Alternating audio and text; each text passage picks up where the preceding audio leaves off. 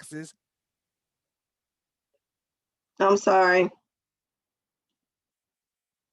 There you go. You're fine. I'm recording us. Are you there?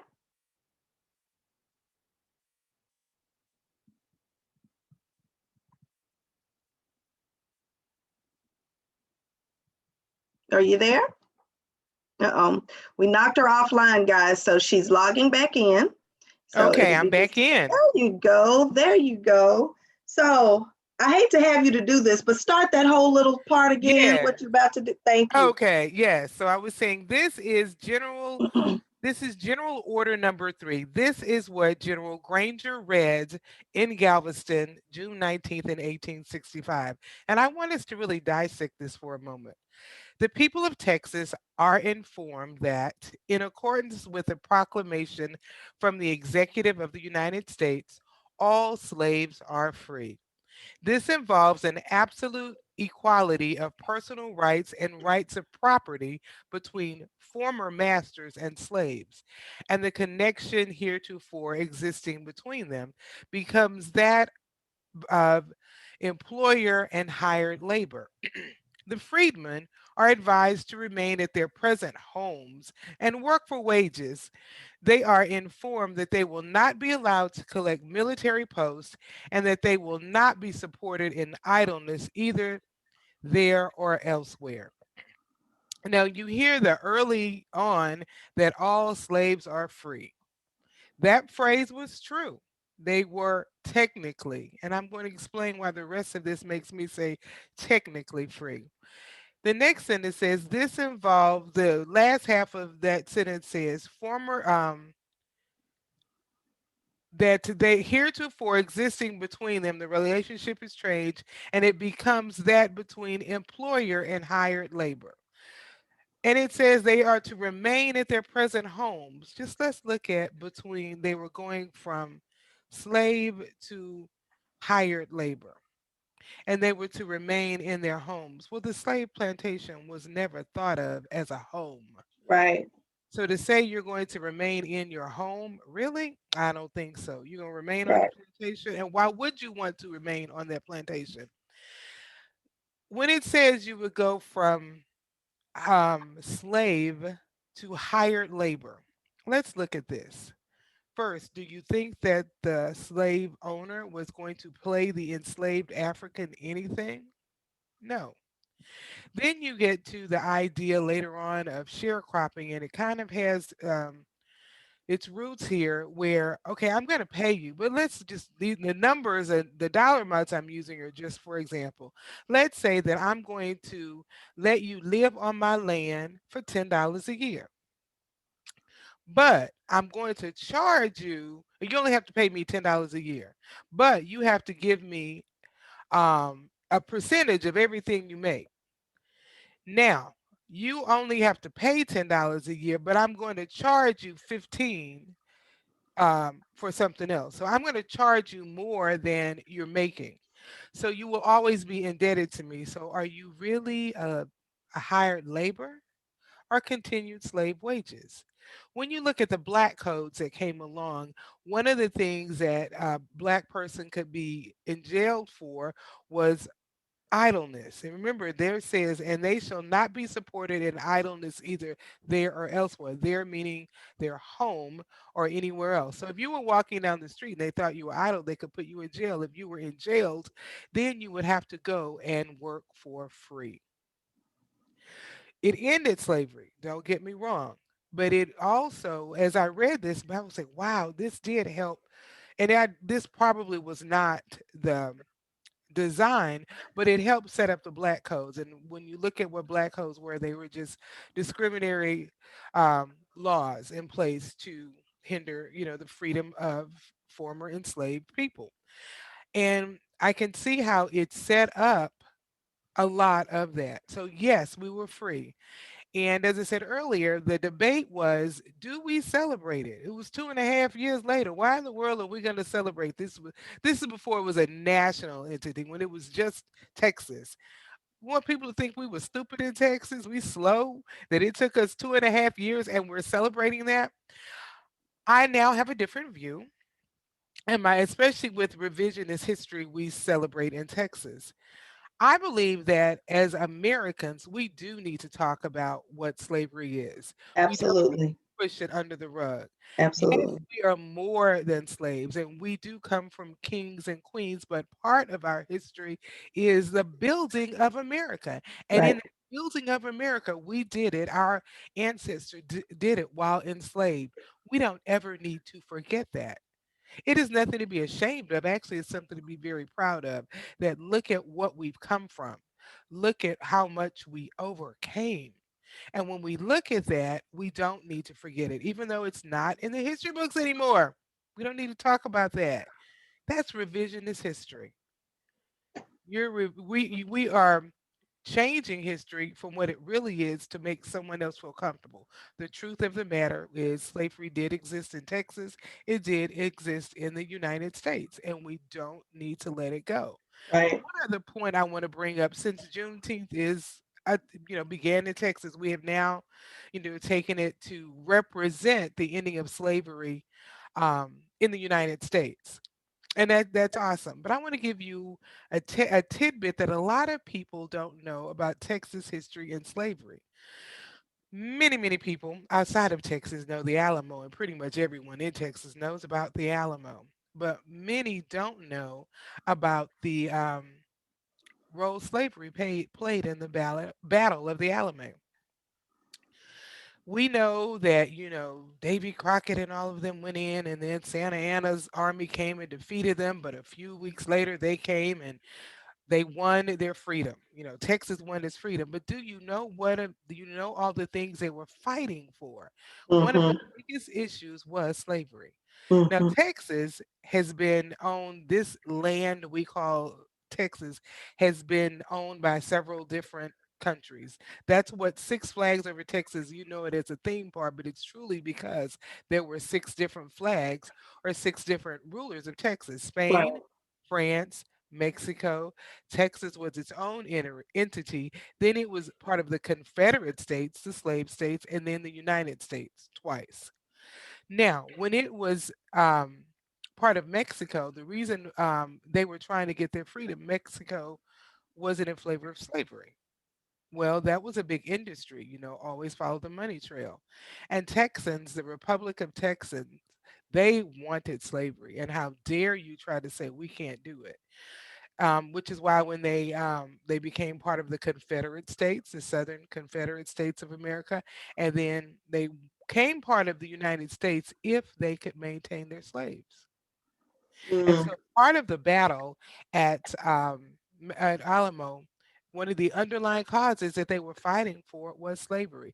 That's another one of those tidbits that's left out of the history books.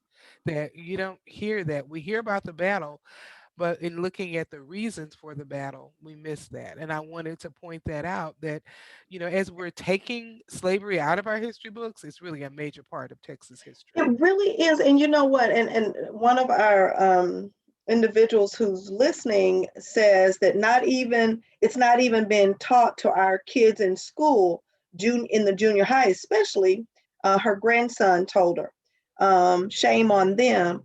Yes, it is shame on them for not teaching it in the history books, but shame on us also for not teaching our Mhm. kids, because we tell them about celebrating the 4th of July.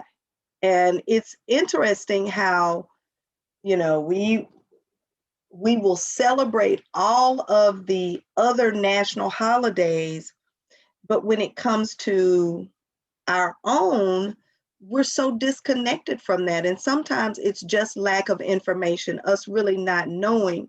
And so I think it's important for us not only to talk about it, but I posted today books and movies that former President Obama talked about, that it's imperative that we read or that we listen to. So, yes, I know that technology is wonderful and great, and these kids love those devices, but I think it's time out for us depending on the schools to do some of the teaching for us. We see they're not going to do it. They're not going to do it.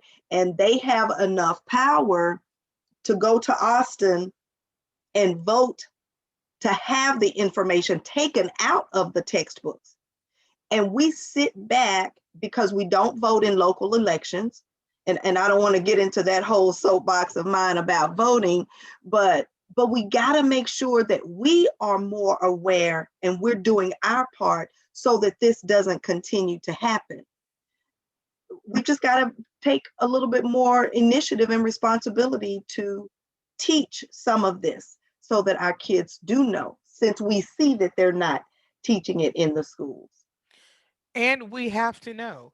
I've talked to many people who didn't understand the connects because it's never been taught about slavery and the Alamo. And one of the things I noticed when I was researching it, it was purposely left out. And just like they're taking things out, Right, years ago, it was taken out, not allowed to be put in the history books. And so we have to do our own research. We have to right. do our own study. So let me drop another tidbit on you.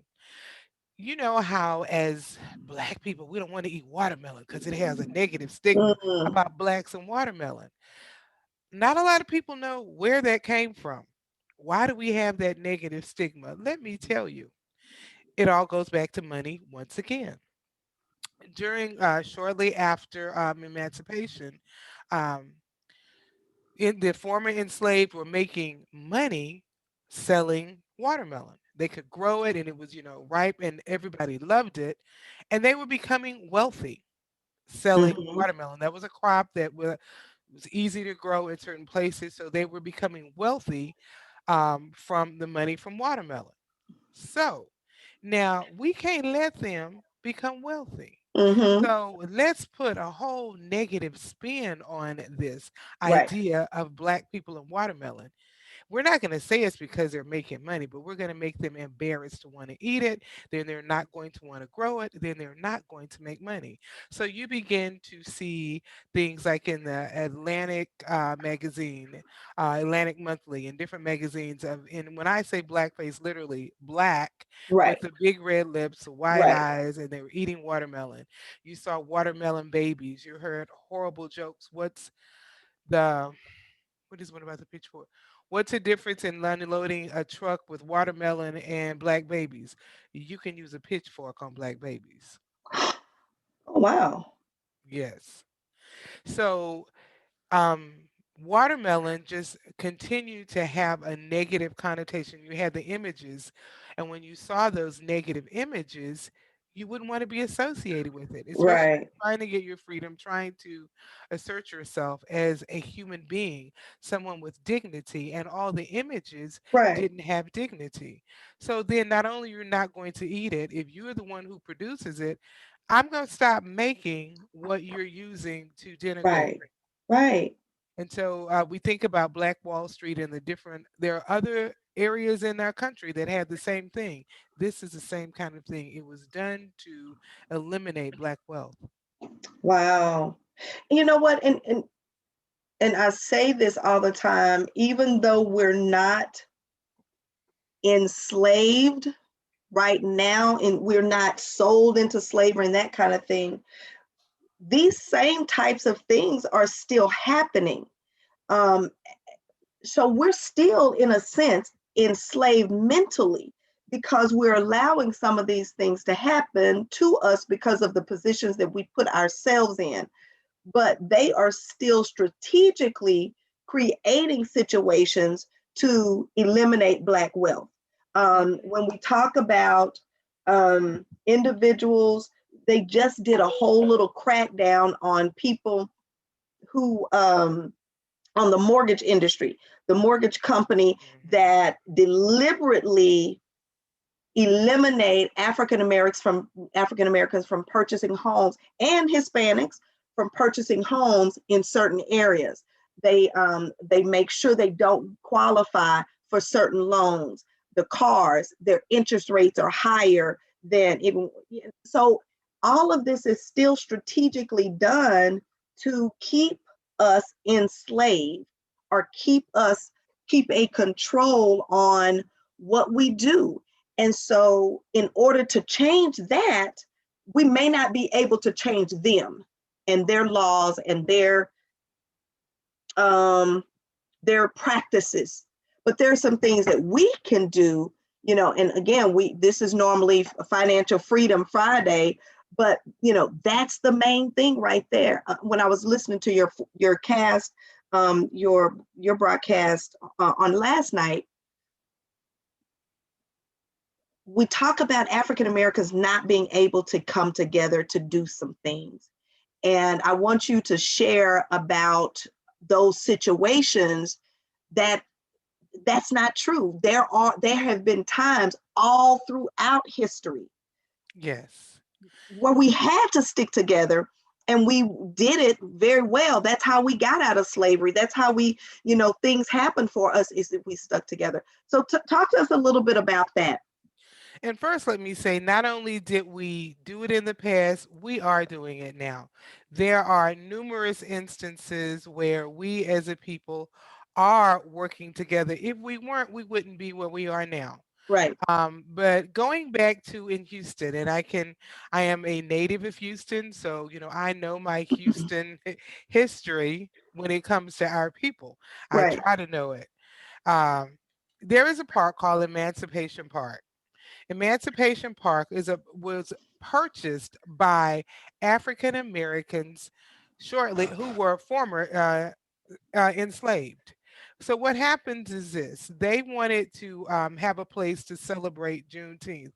It was becoming something, at the time people really wanted to celebrate. And so in order to do this, they needed a place to celebrate. So four black men got together and raised money to buy it. Now let's talk about that. These are four pastors from different churches in the area. One was Jack Yates, Elias Dibble, and I was trying to remember. I've forgotten their names right now off the top of my head. I'm going to get that for you. But there were four of them. They raised $1,000 in the 1800s. Do you know what that? I had someone looked it up for me. Do you know what $1,000 in 1872 equals now? Whole bunch of money. 20 million. My goodness.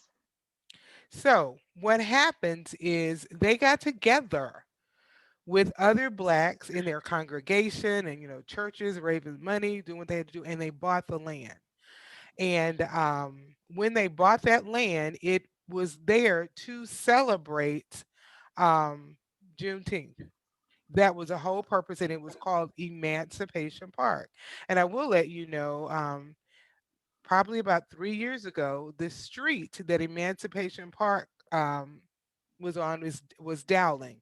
Dowling was named after Dick Dowling, who was a Confederate um, soldier, slave owner, wonderful guy.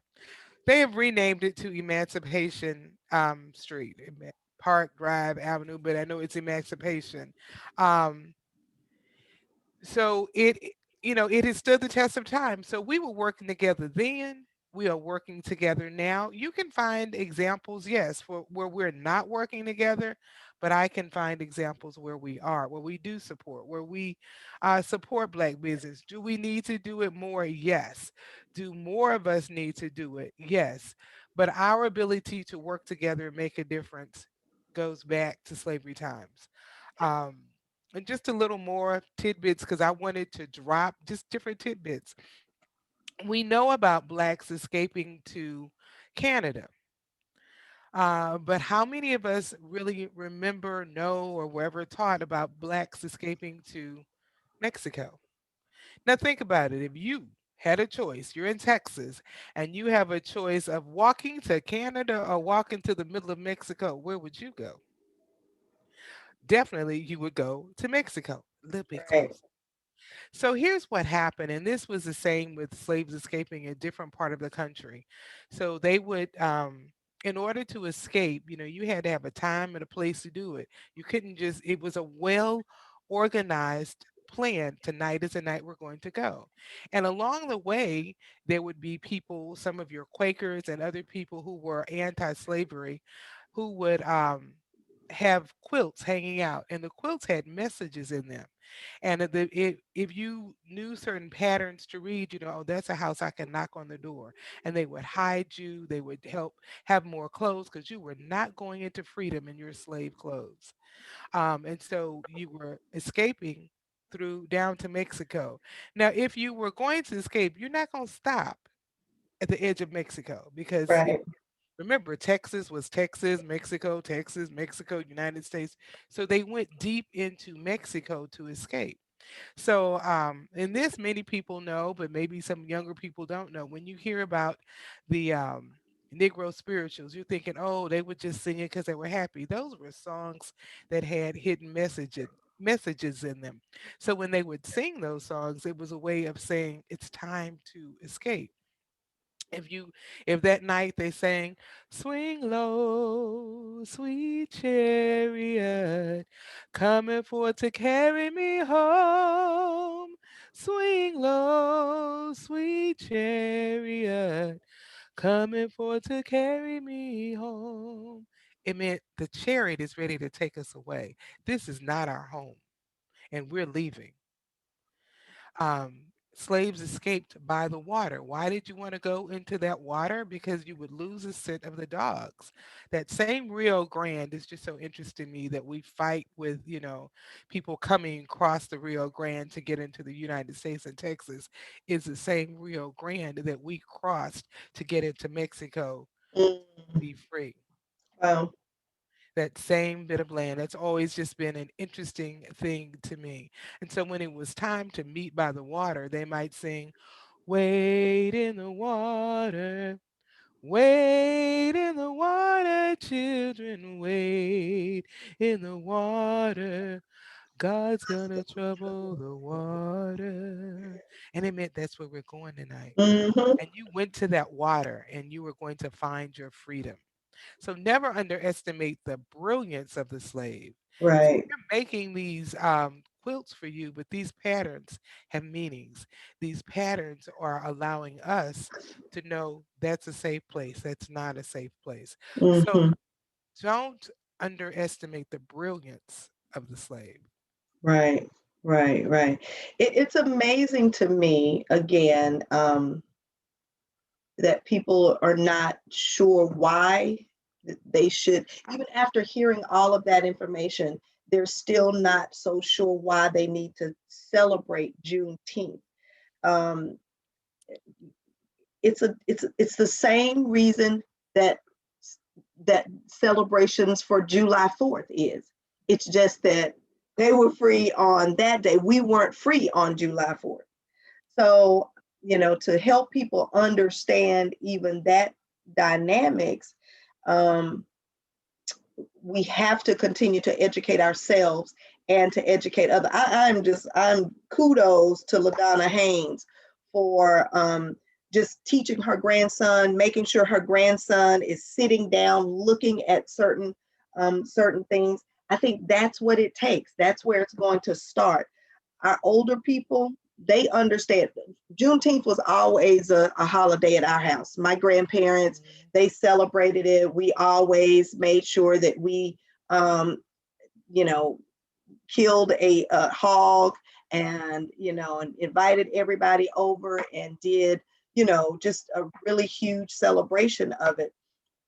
I think they understood the magnitude of why they needed to celebrate that. You were talking just a moment ago about the wages that people made. And I remember my grandfather talking about him working for 60/40, and he having to give. Well, he was a little different. He was a little different. He was an activist back then, so he did not pay them 60%. He always had the 60% and paid them Mhm. 40%. And that was just his negotiation tool because, like you said, we knew how to grow things, we knew how to cultivate things.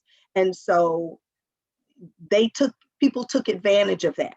And still today, it's just so prevalent right now. It comes out in everything that's going on. We talk about the COVID shots. Well, why are the majority of those who are not taking the shot African Americans? Well, because of the treatment that we've had and the story that we've had with them trying to wipe out a generation of individuals with certain vaccines and things like that. So again, we've got to educate ourselves so that we know what to do and what not to do, what to believe and what not to believe. Because just because it's in a book doesn't necessarily mean Mhm.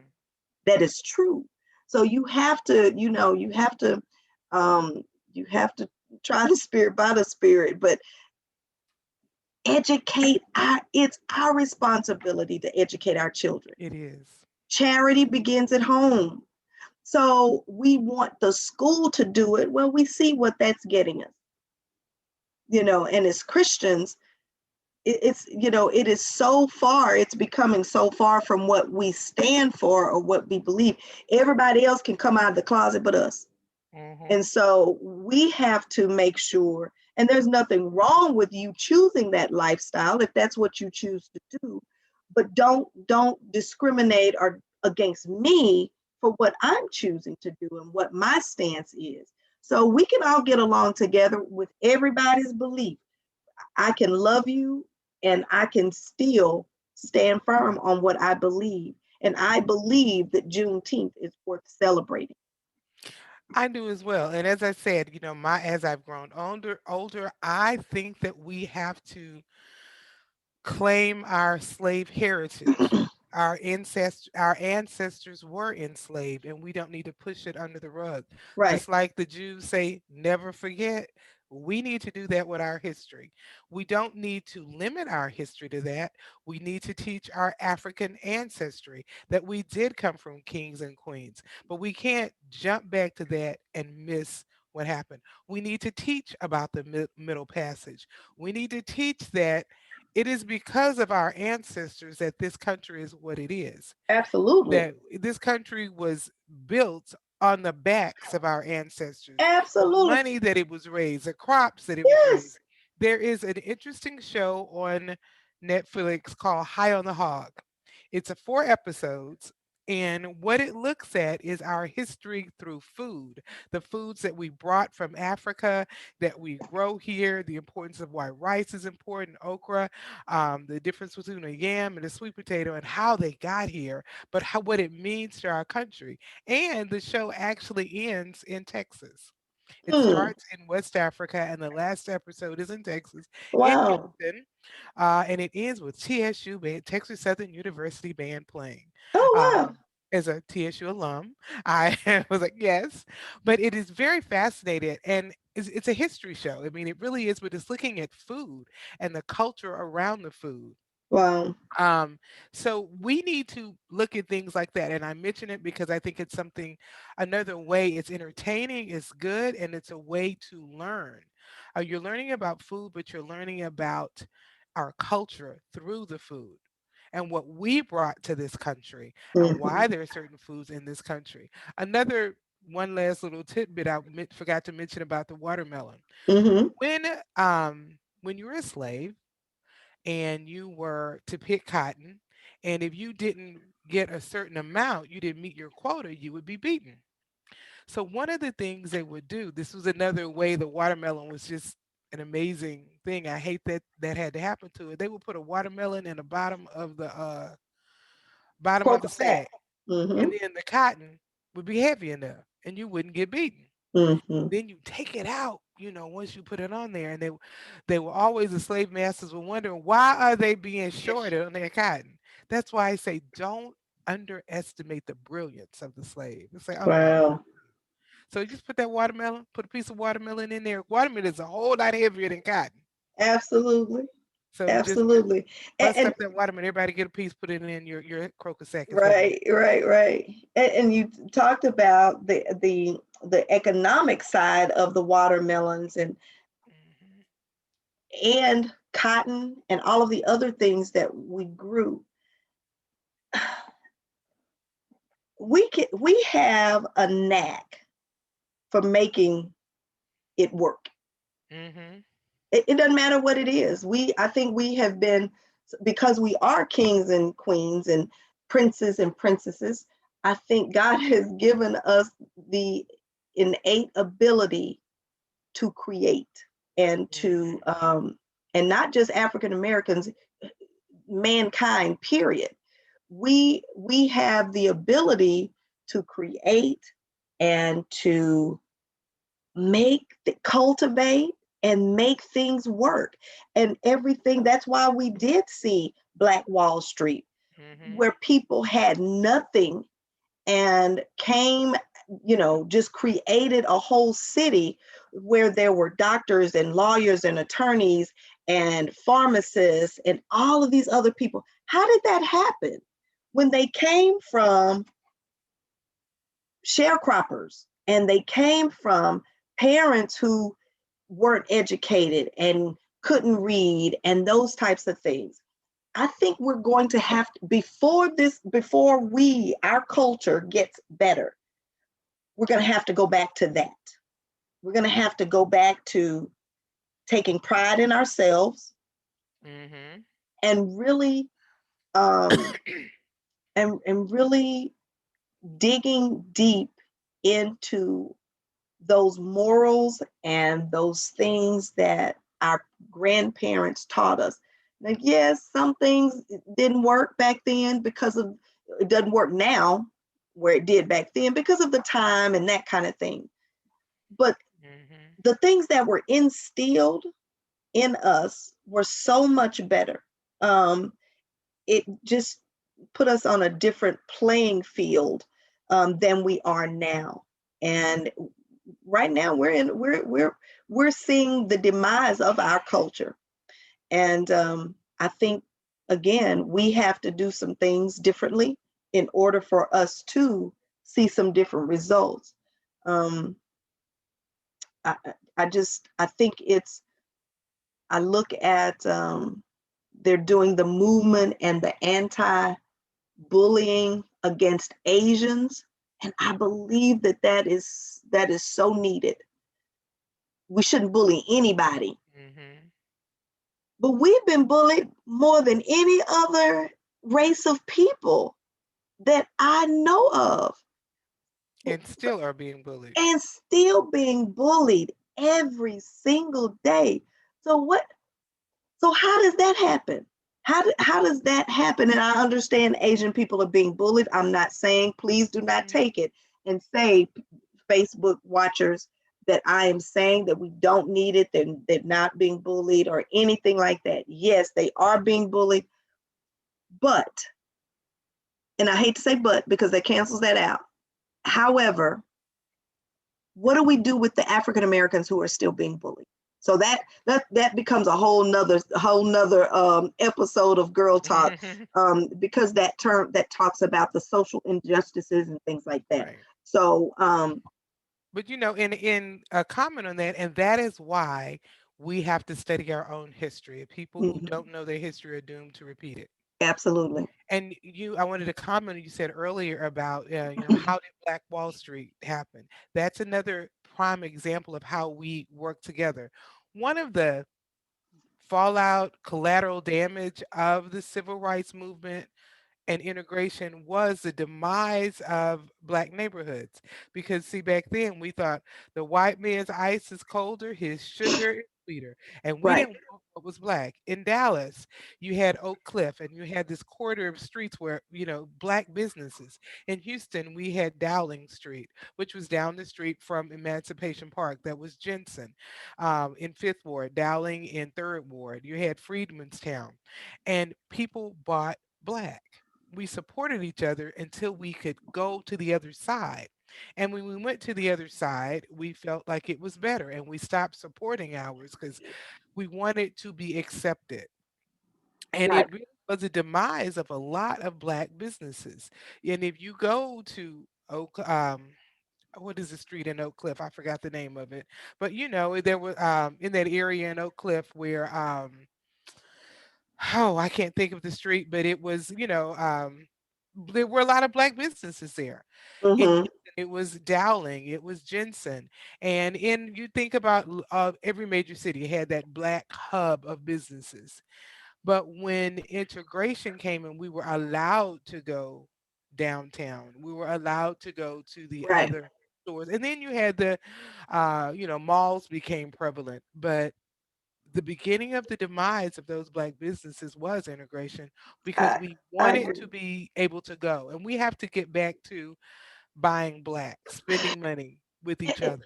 You know what? And I get it that sometimes when we have to go or when we go to black businesses and shop, we may have to pay a little more. We may have to go out a little further and we may have to pay a little more.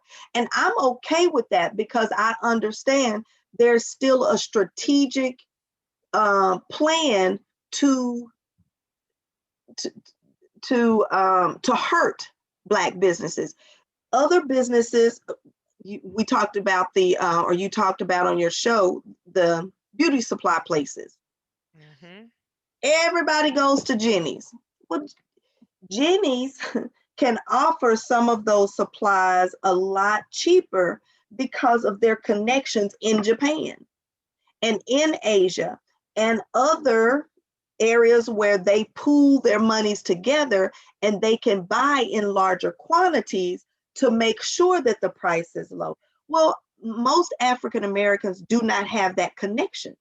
So they can't purchase at those larger quantities at the smaller amount of that they do. So I think that's some of the reason. And I have Hmm. heard people say that, I don't shop at the black owned business because their prices are too high. That's why we need to patronize them And it keeps the prices high because we don't patronize them. because we don't patronize them. It's just a cycle. Hmm. If we don't pour money into the community, they have to pay rent too. They have to pay rent on their building. They have to have lights. They have to have those things.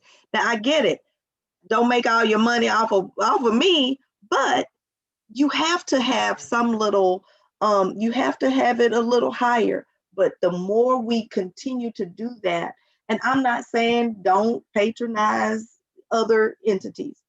Right.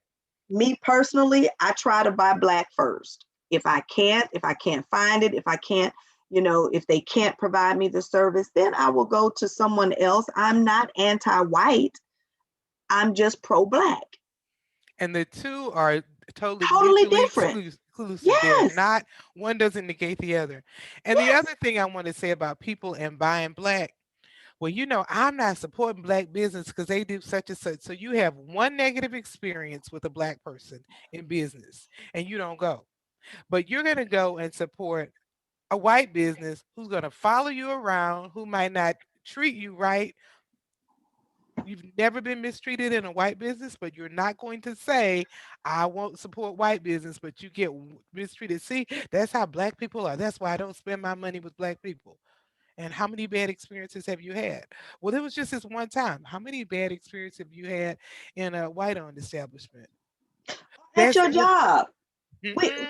we'll have a bad experience at our job and we'll stay there for 40 years. You have one poor experience with an African American restaurant or somewhere, and that's why I don't go to black businesses and that kind of thing. We really do have to check our heart when we say those types of things because it's just one experience. And for whatever reason, that person may have had a bad day and God may have placed you in that business to make a difference in that business, or in that person's life. So we just have to really check our and it's happening. I mean, it happens all of the time where we go into other establishments.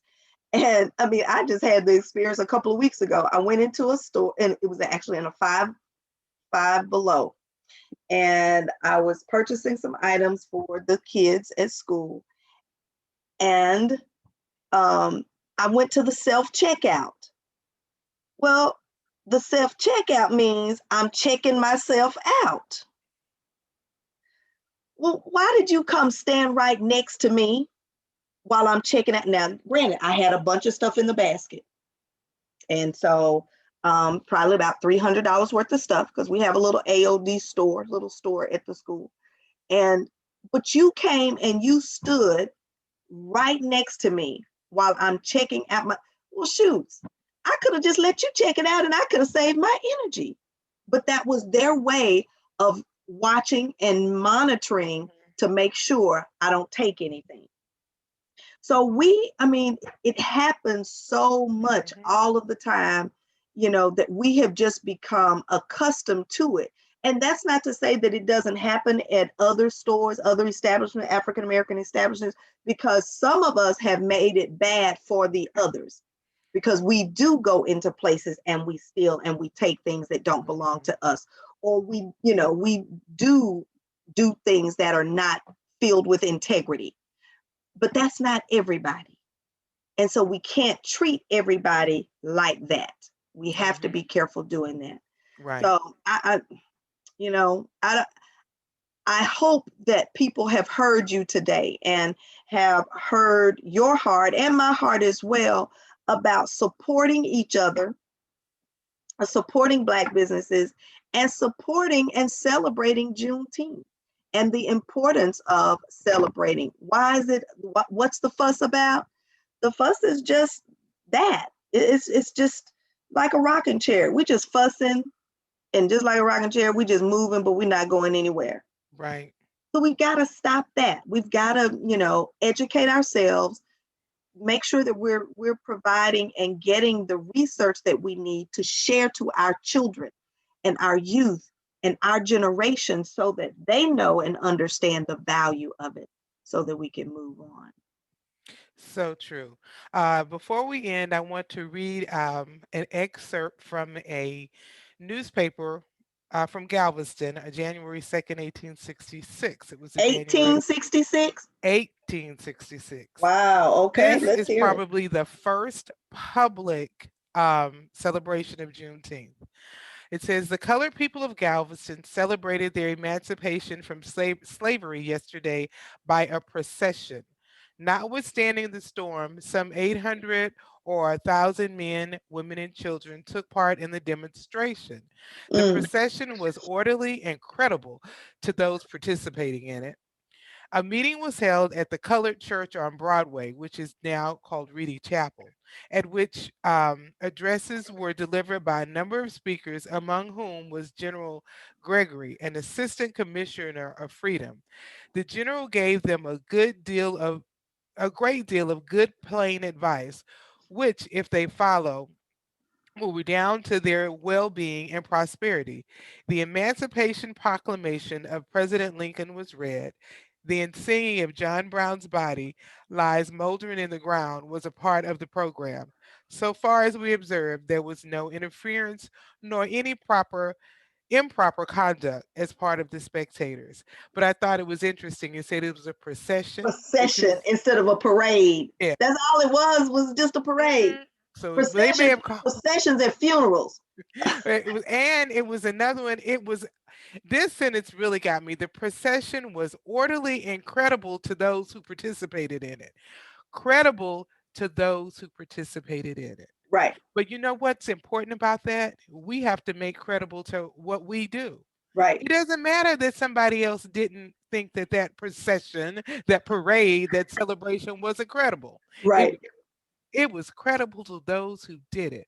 We right. have to learn to make our own stuff credible to us and not Amen. worry about anybody else. Amen. If it's eating watermelon, learn the real history behind it and be credible and enjoy it. Right, If it's right, marching, if it's having a parade, if it's celebrating Juneteenth, right, let it be credible to you because right. it's yours. Well, and that's what we did on this past weekend.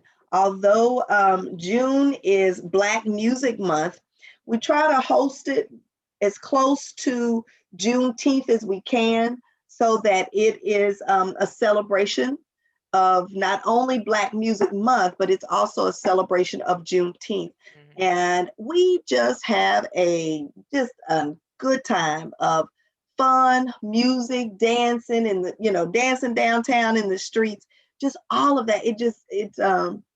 And I remember as you were reading that, I remember the first time that we had the blues festival downtown Ennis. After the event, I had a police officer to come and tell me, I am just so surprised that we did not have one incident. And I just kind of chuckled a little bit and I looked at him and I said, yeah, Black people can get together and have a good time without fighting and fussing and, you know, but that's their thought about Mhm. our processionals.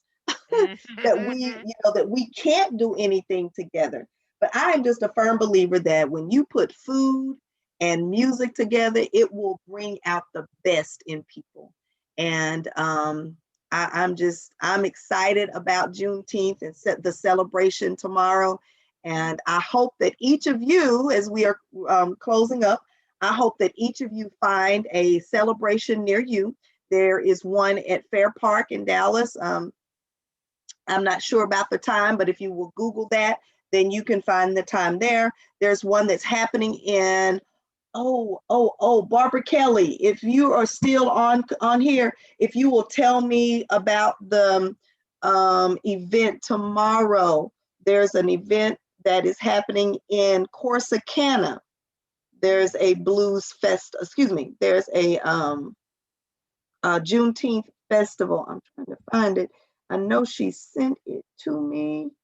And there's one in Fort Worth where the Miss Opal Lee has been fighting for 40 years to make Juneteenth a Yes.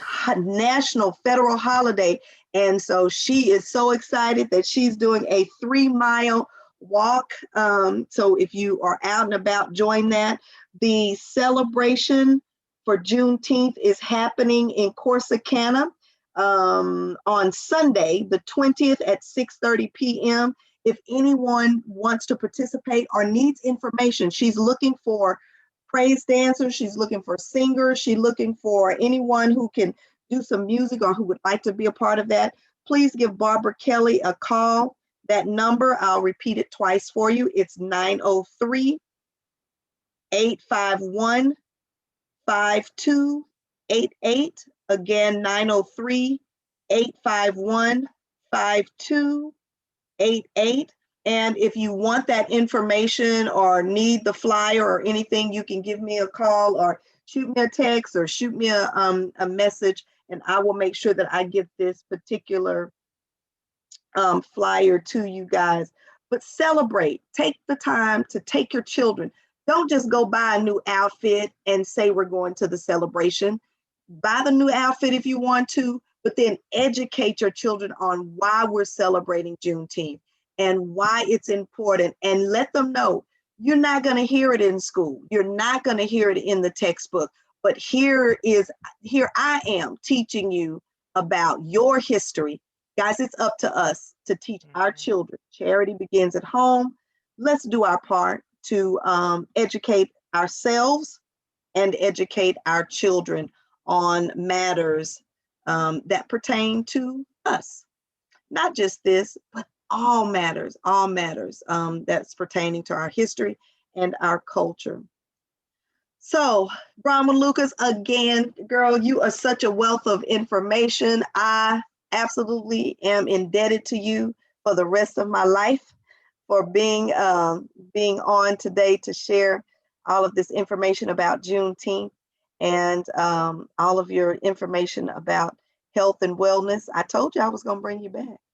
I am so glad to be back. I enjoyed sharing it. I enjoyed being here. And I will say to your listeners, if you just Google Juneteenth celebration DFW 2021, there are celebrations in different parts of Dallas, in Mesquite, Wonderful. in Fort Worth, in Irving, in Louisville, in the Colony, in DeSoto. I'm just scrolling down in Mansfield. And the reason I'm saying that, it might be in Grand Prairie, something close to you, in Yes. Arlington. Yes. So I see things, and some may be more appropriate, but just look. I'm just saying it's a lot out there. So it is a time to take your children. If you don't have children, go celebrate with a family. Find a child who's not going.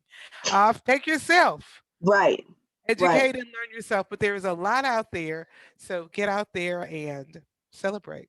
And continuing educating yourself. I had a 27-year-old to tell me that they did not believe that any of the slavery, the civil rights movement, they did not believe that any of that happened. They just assumed that it was just a, just stories that they had heard, and that's an indictment on parents that we have not shared this information with our children. And this child wasn't a child. He was 27.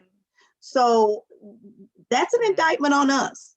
We can't blame anybody else. We can no longer blame the school system, the society, nothing. If they are in your household and you did not Right. educate them on that, on you and your history and their history, then shame on you. So let's change that trajectory today. Let's make a commitment to make sure that we're going to have those conversations in our homes, around the dinner table. I know we don't eat at the dinner table anymore, but take a day or two to do that, to sit down at the dinner table and have a conversation with your children, Yes. with your young people, teaching them about your history, about their history. And just as Bronwyn Lucas said, if we do not know our history, we're bound to repeat it. Yes. So I will end our night with that.